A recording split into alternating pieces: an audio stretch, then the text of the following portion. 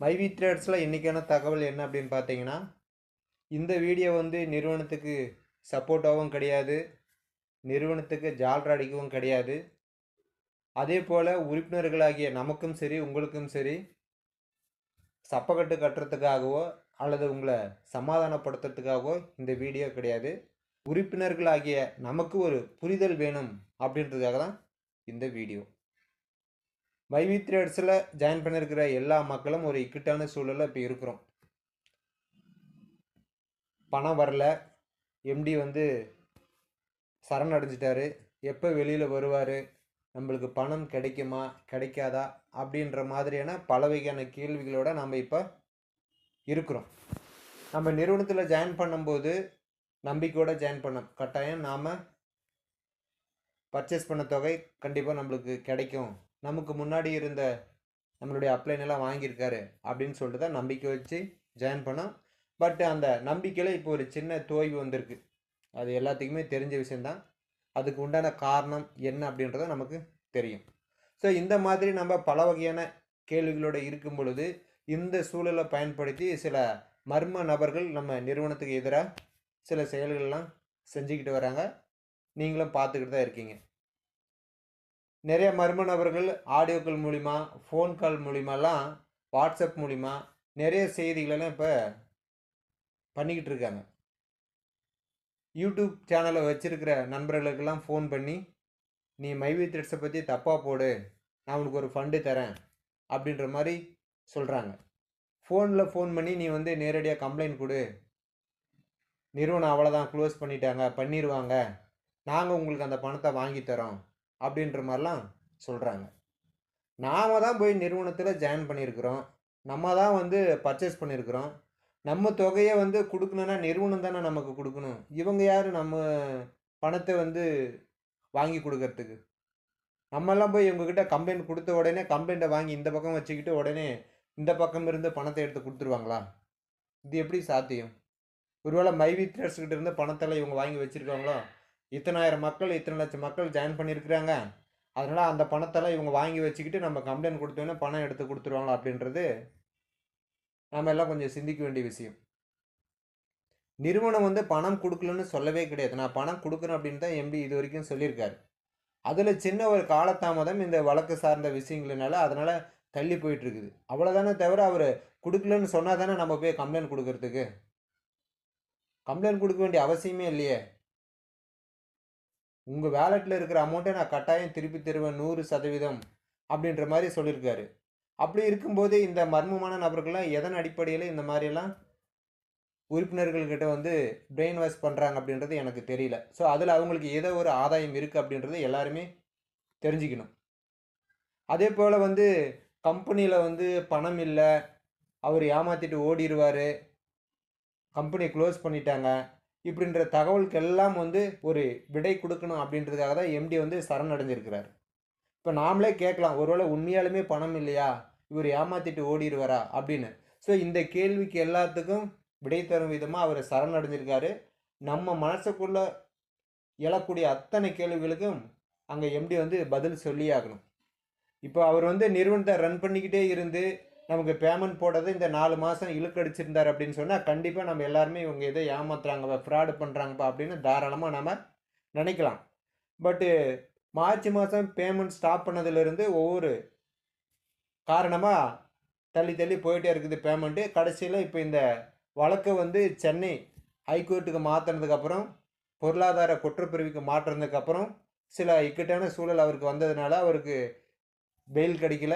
இந்த பேமெண்ட் போட்டதில் சில இஷ்யூஸ் வந்துடுச்சு. இதுதான் காரணமாக இருக்குது. அப்படி இருக்கும் பொழுது நம்ம மனதினுடைய எல்லா கேள்விகளுக்கும் அவர் கட்டாயங்க பதில் சொல்லி ஆகணும். கோர்ட்டு தான் முடிவு பண்ணி சொல்லணும். நிறுவனம் இது வரைக்கும் பேமெண்ட் கொடுத்துச்சா கொடுக்கலையா, இனிமேட்டு கொடுக்குமா, அவங்க அக்கௌண்ட்டில் பணம் இருக்கா இல்லையா, எம்டி அவர்கள் உண்மையாலுமே ஏமாற்று வேலை தான் செஞ்சுருக்காரா, ஜிஎஸ்டி கட்டியிருக்காரா கட்டலையா அப்படின்ற எல்லா கேள்விகளையும் கேட்டு அவங்க தான் ஒரு முடிவு நம்மளுக்கு வெளியிடணும்.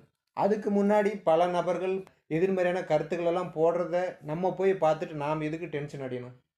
இப்போ நம்மள பல பேராக அதான் நினைக்கிறாங்க, கம்பெனி ஏமாத்திடுச்சு, இப்போ பணத்தெல்லாம் சுருட்டி வச்சுட்டு இவர் போய் தானாக போய் சரண் அடைஞ்சிட்டாரு அப்படின்ற மாதிரி சில கேள்விகளோட இருப்பீங்க. எதுவாக இருந்தாலும் கண்டிப்பாக கோர்ட்டுக்கு போயிடுச்சு. அவர் இப்போ கஸ்டடியில் தான் இருக்கார், நீதிமன்ற காவலில். ஸோ அங்கே கண்டிப்பாக விசாரிப்பாங்க.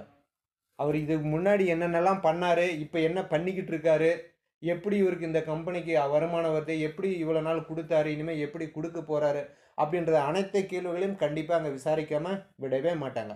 அப்போ அங்கேருந்து தான் நம்மளுக்கு முடிவு கிடைக்கணும், உண்மையான கம்பெனியா இல்லை உண்மை இல்லாத கம்பெனியா அப்படின்னு சொல்லிட்டு.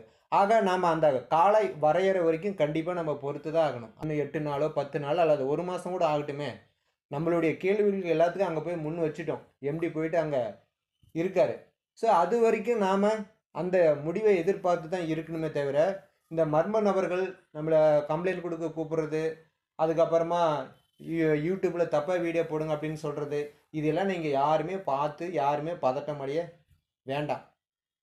நம்மளுக்கு பணம் கொடுக்கணும் அப்படின்னாலையும் கோர்ட்டு ஒரு தீர்ப்பு வந்ததுக்கப்புறம் தான் அரசாங்கம் தான் அதை முடிவு செய்யணும். என்ன பண்ணணும் ஏது பண்ணணும் அப்படின்ற மாதிரி அவங்க தான் முடிவு சொல்லணுமே தவிர, இந்த மாதிரியான சில மர்மமான நபர்கள் சொல்கிறதெல்லாம் கேட்டு யாரும் தயவு செய்து பதட்டம் அடைய வேண்டாம்.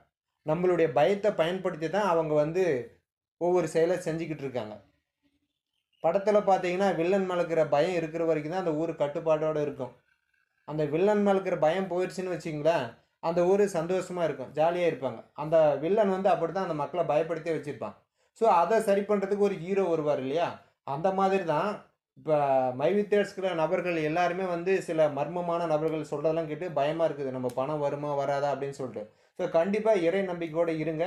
அதுக்கு உண்டான ஒரு சொல்யூஷன் கட்டாயம் நம்மளுக்கு என்றாவது ஒரு நாள் கட்டாயம் கிடைக்கும். அது வெகு தூரத்தில் இல்லை, பக்கமாக தான் இருக்குது. சம்பந்தப்பட்ட நபர் சரணடைஞ்சிருக்கிறாரு. அவர்கிட்ட ஏதாச்சும் குற்றங்கள் இருந்தால் அவர் கண்டிப்பாக ஓடி ஒளிஞ்சிருக்கணும். பெயில் வாங்கிறதுக்கு முயற்சியை பண்ணியிருக்க கூடாது. அவர்கிட்ட இருக்கக்கூடிய எல்லா ஆதாரங்களும் உண்மையாக இருக்குது. அதனால தான் தானாக முன் போயிருக்காரு. என்ன கேள்வினாலும் கேளுங்க, நான் அதுக்கு பதில் சொல்கிறேன். நான் செஞ்சதில் ஏதாச்சும் தவறு இருந்தால் சொல்லுங்கள், அதை நான் திருத்திட்டு மறுபடியும் சரியாக செய்கிறேன் அப்படின்ற மாதிரி அவர் போயிருக்கார். அதனால் நம்ம பயத்தை பயன்படுத்தி மற்றவங்க பெரியவங்க ஒரு கதை சொல்லுவாங்க இல்லையா, மற்றவங்களுடைய பசிக்கு நம்ம ஊறுகாயாக மாறிடவே கூடாது. நாம் தான் பர்ச்சேஸ் பண்ணியிருக்கோம். நம்ம பணத்தை கொடுக்கணும் அப்படின்னா அதை எங்கேருந்து கொடுக்கணுன்னா மைவி த்ரெட்ஸ்லேருந்து தான் நமக்கு கொடுக்கணும். நம்ம எங்கே போய் கம்ப்ளைண்ட் கொடுத்தாலையும், இப்போ நாளைக்கு கோர்ட்டு ஒரு தீர்ப்பு சொன்னாலையும் அது எங்கேருந்து எடுக்கணும், மைவி த்ரெட்ஸ் அக்கௌண்ட்டில் தான் எடுக்கணும். நம்மளுக்கு கம்ப்ளைண்ட் கொடுங்க வாங்க வாங்க அப்படின்னு சொல்லி கூப்பிட்ற நபர்கள்லாம் யாரும் பணம் தர மாட்டாங்க. அதை நம்ம எல்லாருமே தெரிஞ்சுக்கணும்.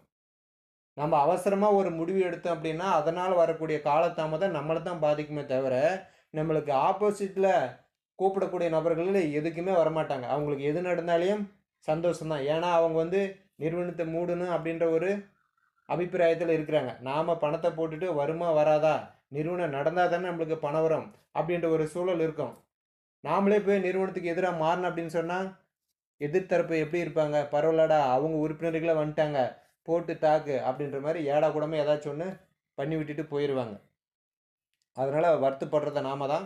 அதே மாதிரி இந்த பிரச்சனையை புதிய நபர்களாகட்டும் பழைய நபர்களாகட்டும் கொஞ்சம் சமாளித்து தான் ஆகணும். கஷ்டத்துக்கு தகுந்த மாதிரி சில இக்கட்டான சூழல்லாம் இருக்கும். அதனால் இந்த எம்டி அவர்கள் வெளியில் நமக்கு உண்டான பேமெண்ட் சார்ந்த விஷயங்களை சொல்கிற வரைக்கும் கொஞ்சம் பொறுமையாக இருக்கலாம்.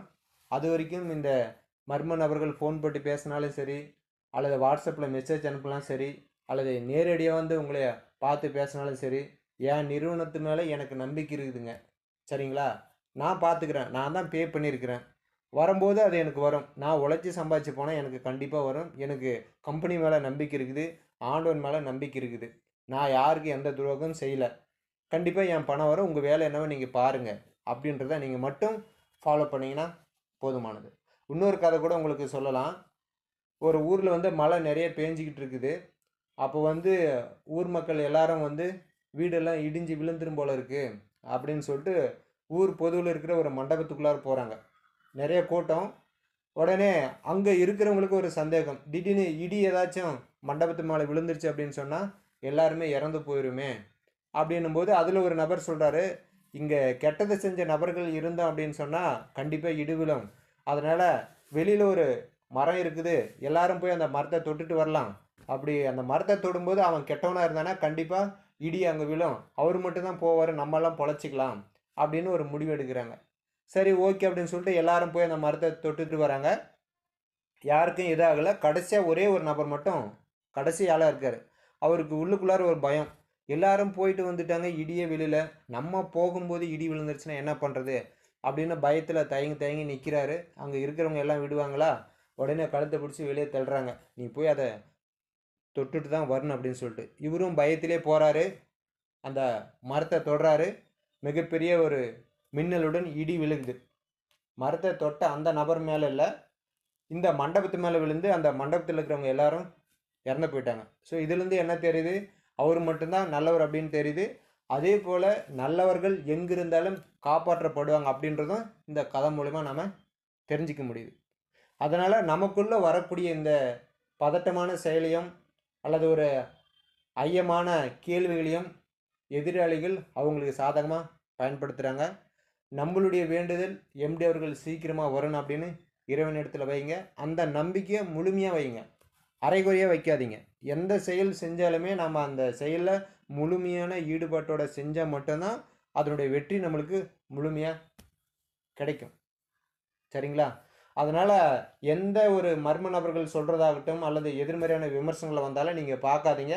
நான் போடக்கூடிய இந்த வீடியோ கூட நீங்கள் பார்க்கணுன்னு கட்டாயமும் கிடையாது, அவசியமும் கிடையாது. நான் சொல்லக்கூடியது நம்மளுடைய புரிதலுக்காக, தெரிஞ்சுக்கணும் நமது உறுப்பினர்கள் அப்படின்றதுக்காக மட்டுமே தவிர, மற்றபடி நமது சேனலை வாட்ச் பண்ணுங்கள், சப்ஸ்கிரைப் பண்ணுங்கள் அப்படின்றதெல்லாம் எந்த கட்டாயமும் கிடையாது. ஏன்னா நானும் மைவி த்ரெட்ஸில் ஒரு உறுப்பினர். உங்களுக்குள்ளே என்ன கேள்விகள், என்ன கிட்டான சூழல்கள் இருக்குதோ அதே தான் எனக்குள்ளே இருக்குது. நீங்கள் தனித்தனியாக ஒரு கேள்வி கேட்குறீங்க, நான் அதுக்கு எல்லாத்துக்கும் ஒரு பதிலாக இந்த வீடியோ மூலம் சொல்கிறேன். அவ்வளோதான், வேறு ஒன்றுமே கிடையாது. நாம் மைவி த்ரெட்ஸில் ஜாயின் பண்ணியிருக்கிறோம். நம்மளுக்கு பணம் வந்தால் அங்கேருந்து தான் வரணும். அல்லது ஏதாவது ஒரு செய்தி மைவி த்ரெட்ஸை பற்றி அப்படின்னு சொன்னால் வழக்கு வந்து கோர்ட்டில் இருக்குது. கோர்ட்டு தான் நம்மளுக்கு பதில் சொல்லணும். அது ஒரு ஆர்டராக தான் கட்டாயம் நம்மளுக்கு தெரிவிப்பாங்க.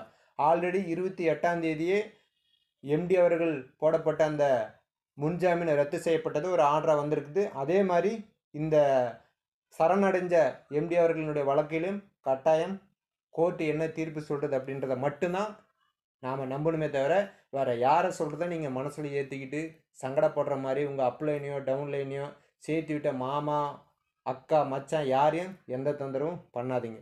ஆண்டவன் ஒருத்தர் கண்டிப்பாக துணை இருக்கிறார். அதை நீங்கள் எல்லாரும் எதிர்கொண்டு எம்டி அவர்களின் வருகைக்காக வெயிட் பண்ணுங்கள். மீண்டும் அடுத்த ஒரு மைவி த்ரெட்ஸ் அப்டேட்டுடன் உங்களை சந்திக்கிறேன். நன்றி, வணக்கம்.